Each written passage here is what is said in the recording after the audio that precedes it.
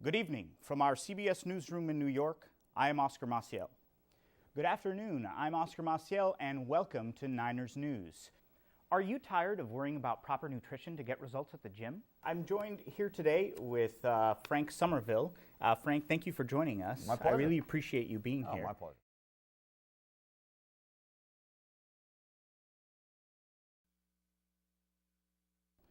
Good evening. From our CBS newsroom in New York, I am Oscar Maciel. That is what it would sound like, CBS, if you were to trust me as your new anchor for the evening news. You see, my dream has always been to have the trust of the entire country. As a child, I dreamt of being the next Walter Cronkite, of forging a bond with the American people, and one day becoming the most trusted man in America. That dream is still alive, and it led me to pursue a degree in broadcasting at San Francisco State University. I poured my heart and soul into learning every facet of television production, and I approached every project with focus and enthusiasm. I also worked for KPIX in San Francisco, where I used my Spanish-speaking skills to echo the collective voice of the Latino community. I want to continue that work, only this time, reporting the stories that matter to our national community. I am confident that my pursuit of integrity and truth can earn the trust of the American people. And hopefully, it is enough to earn yours. This is Oscar Maciel. Until tomorrow, good night.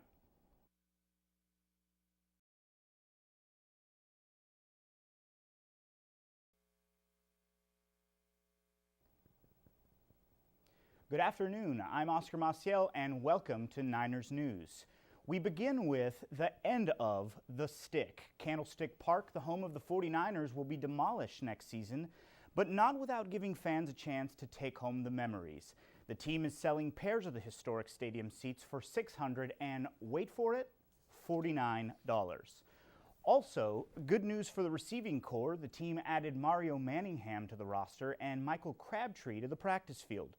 Crabtree's return comes only 5 months after he completely tore his Achilles tendon. Ouch. And speaking of receivers, Ted Ginn Jr. is back at the Stick this Sunday. Yes, I said Ginn Jr. The Carolina Panthers receiver is on track for a decent season. Ginn is remembered as a special teams favorite, but had only one receiving touchdown in 3 years with the red and gold. Be sure to check out Sunday's game versus Ginn and the Panthers at 1 o'clock our time, 4 o'clock Eastern. Thanks for joining us. See you Sunday.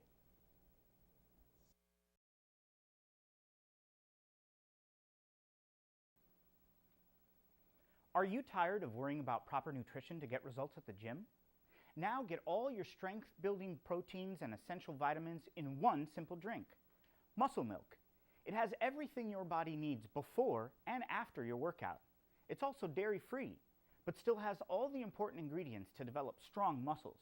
So what are you waiting for? Pick up a Muscle Milk at your local drugstore and start building muscle today.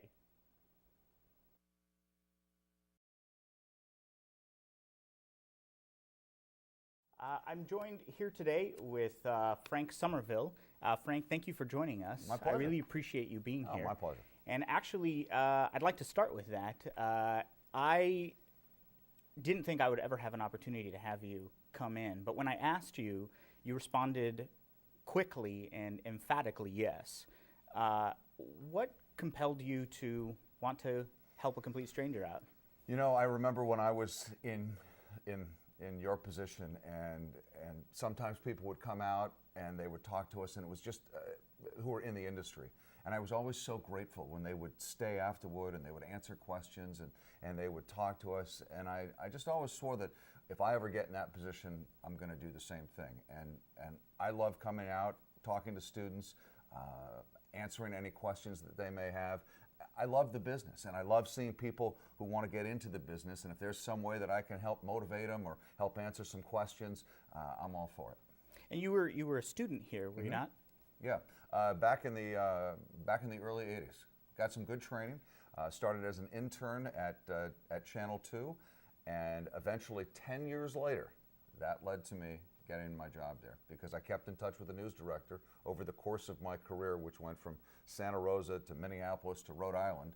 Kept in touch with him, and sure enough, 10 years later, they happened to have an opening They hired me, and I've been there ever since. That's great. Why did you choose the news? Why broadcast journalism? I love telling stories. I love the news.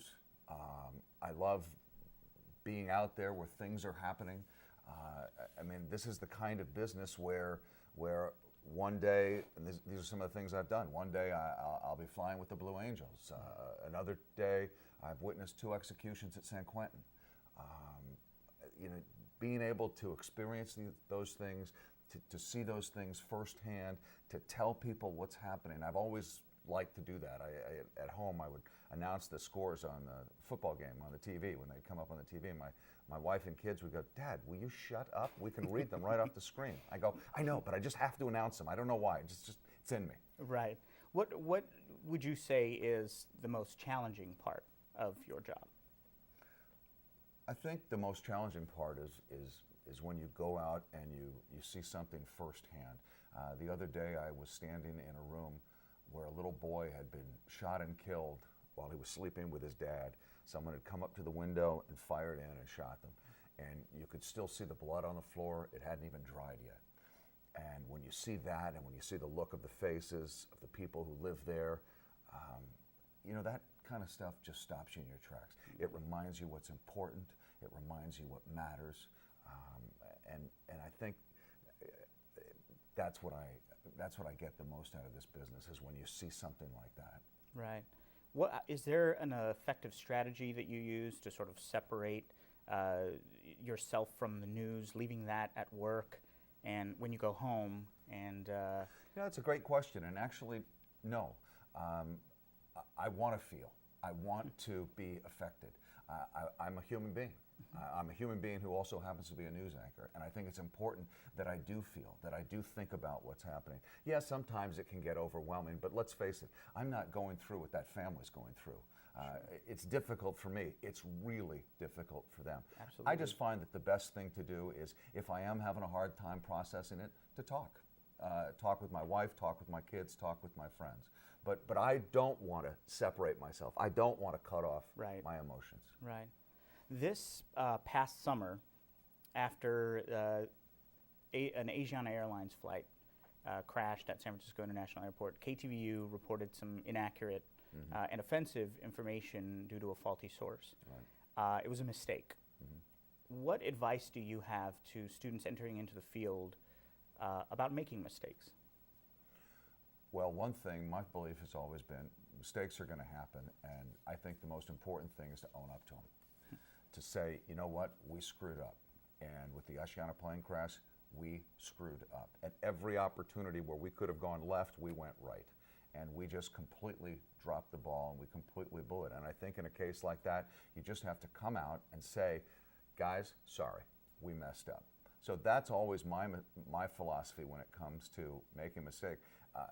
It's hard to kick someone once they've said, hey, it was my fault. I mean, where are you going to go from there? It's like, oh, okay, well, try not to do it again. So that's always my philosophy. And it's just like with a cornerback. You give up an interception, what do? You don't hang your head and say, oh, I'm horrible. You come back and you cover the player on the next down and you block the pass. So you don't give up. Right.